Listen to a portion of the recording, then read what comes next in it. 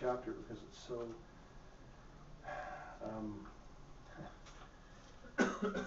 it's difficult reading. It's not very, it's kind of bland, really. But what it shows is how the CIA set up Oswald, or tried to set up Oswald, show he was in Mexico City, show his connections with Cuba. And when you read that 100 pages of Mexico City, at the end, I summed it all up and basically said the Warren Commission didn't have one single bit of proof whatsoever that Oswald was in Mexico City. But I would encourage you to read the Mexico City part. You can ask questions if you like about it, but that's what I would suggest. Another chapter that I would suggest reading is on the rifle. The rifle is, there's a couple of basic points on the rifle that people miss on the rifle. Somebody asks me, for example, could he have ordered the rifle? Well, no, he couldn't. And you ask why. And you have to go back to the chapter and look at each individual item from the time the rifle was shipped from Italy all the way through. And it's just impossible. For example, the story is, the Warren Commission story is that Oswald was supposed to have taken a lunch break, gone down, bought a postal money order, and mailed it. It was in Chicago the next day. On the surface, that seems plausible. But when you look at the postmark on the envelope that was mailed some 7 or 8 miles away, not at the post office. If you go one step further and look at the money orders, all the money orders that Oswald purchased at the same post office to pay his repatriation loan, they're all in sequence. All of them.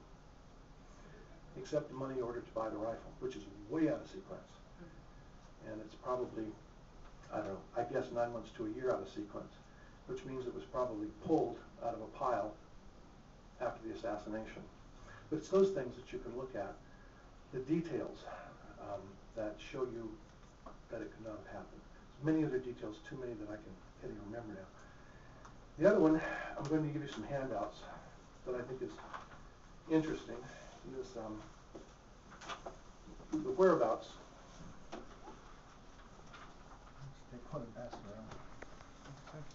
It's the whereabouts of Harvey and Lee the day of the assassination. I go into great detail in one of the chapters about this. And one of the things that I noticed was the Warren Commission attorney, I think it was Lee Blair, I can't remember now, kept asking this woman who was in the Texas School Book Depository offices on the 2nd floor. Does anyone remember her name? Yeah. I don't think it was Vicki Adams. I'm sorry. Doris? Was it Doris? Somebody? I'm sorry. It's the one who said, it's the one who testified that Oswald came through carrying a Coke in his hand. Yeah. Whoever that was. Carolyn Waller, Carolyn Arnold. Carolyn, I think. Okay. Well, this is very significant, and the reason it's significant is I read that testimony, and I kept on reading it, kept on reading it, kept on reading it. It went something like this. The attorney's saying, when he walked through the office, your office, he had a Coke in his hand. Anything else? No. And he asked her 5 or 6 times, did he have anything in his arm? No. Anything under his, over his shoulder? Anything like it? No. And I wondered what he was doing, and then of course it dawned on me. He even went so far as to say, could Oswald have gone back into the lunchroom by going through these doors here, which is in your office? She says, no, they're locked. Who has the keys? I mean, little stuff. Who has the keys to these doors? Well, I do. They're in my drawer. He didn't ask you for the keys. No. Well, here's the significance. The man that's Baker and Truly saw Oswald in the lunchroom. What's he wearing? His brown shirt? Oswald's walking through the Texas School Book Depository office with a white T-shirt. He exits the door and down the stairs. Where's his brown shirt? The Warren Commission realized they had a problem. That's why they questioned this woman as to, did he go back in the lunchroom? Was he carrying anything else under his arm? So what you've got here is the person walking through the office in a white T-shirt, carrying a Coke. That's it. He goes out. Where's he seen next?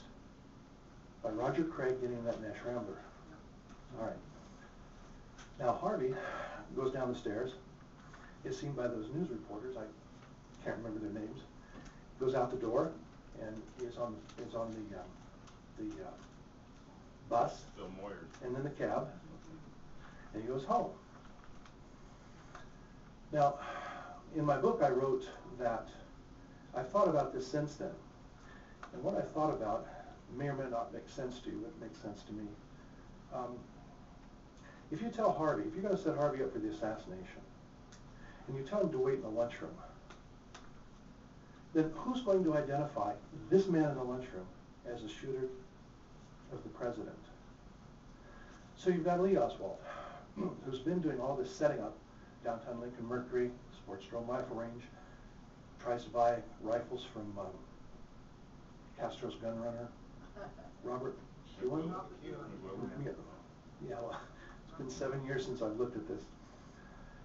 So what better person to cradle a rifle in his arms and lean out the window and let people see him other than Lee? Who's better? And Harvey's in the lunchroom. Now, 2 days before the assassination, what happens? You've got this cafe, can't remember the name, over in Oak Cliff, and Tippett's there. We all know the story. Oswald's screaming at the waitress that his coffee's cold. What's Tippett doing? He's observing Oswald. Why? And who is that guy? When Oswald's at the book depository, that's Lee. Tippett's observing Lee, the man he's going to shoot on Friday, when he gets off the bus walking home. But Lee doesn't get off. Lee doesn't wait on the bus. He takes the cab. So when Tippett's at the loco station, waiting for Oswald to get off the bus, and he doesn't get off the bus, Tippett doesn't know what to do. He follows the bus, 1 block apart, down to Jefferson Street. Oswald doesn't get off. Tippett goes to the Top 10 record store, makes a phone call. What do I do now? Oswald's already in the theater. Lee has been taken by the Nash Rambler to a laundromat, and somehow he gets from the laundromat over to near Jack Ruby's apartment. I don't know if it was Jack Ruby's apartment. Then, of course, he walks by the the 10th Street barber shop, is seen by those construction workers, and then gets involved with Tippett. What do the people that saw the shooting say? The guy was his name, Jack Ford, is that right? The guy who passed by in the red 1960 Ford Fairlane, and who looked through, and Oswald was bending over. He said he was wearing a white jacket, white t-shirt. Warren Reynolds, who said he was wearing a white jacket, white t-shirt. Where's the brown shirt? So when Oswald drops his jacket underneath the car at the Texaco station, what's he got left? White t-shirt. He goes into Texas Theater. A sheriff, can't remember the name, it's in my book, swears that he saw Oswald walking up and down the stairs, was going to confront him, and then somebody said, we've got him in the lower, the guy in the brown shirt. So the chapters that I would encourage you to read are the Mexico City, the rifle, and November 22nd. Please ask questions.